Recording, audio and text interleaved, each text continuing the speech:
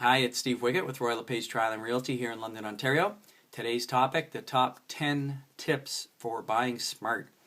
Number 10, when picking an agent, first thing I would do is Google and put the agent's name in there, see what comes up on the internet.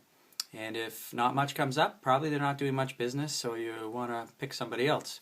Get a referral from a friend who's had a successful transaction with an agent. Or go to a few open houses. Meet a few different agents and see how they answer your questions, how you connect with them.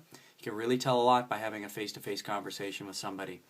Number 9, do your own homework. A good agent's going to tell you the good, the bad, and the ugly about a property in a neighborhood, but you should be armed with as much information for your own benefit as you can.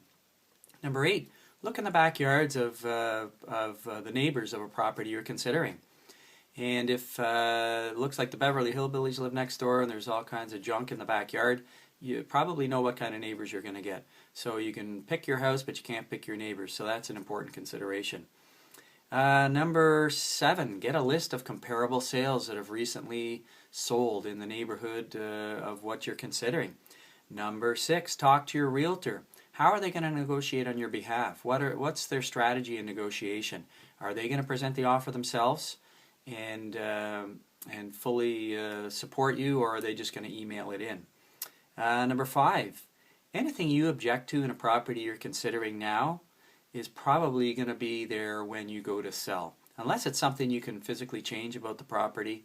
For instance, if it's on a busy street or similar objections, then you're going to be faced with those when you go to sell. So consider those things very carefully. Number 4, are there any stigmas with the property or the neighborhood? Your agent should be able to alert you to any of those, but do your own research as well. Number 3, schools. How are the schools? What are the reputation of the schools in the neighborhood you're considering?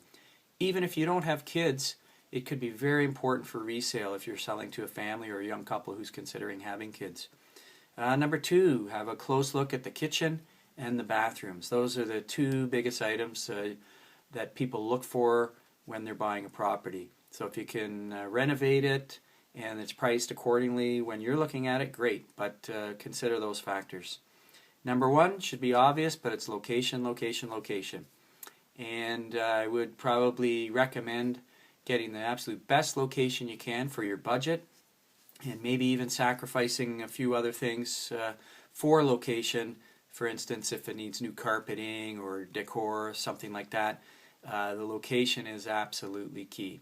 Hope this helps. Any questions, simply email me. Thanks and have a great day.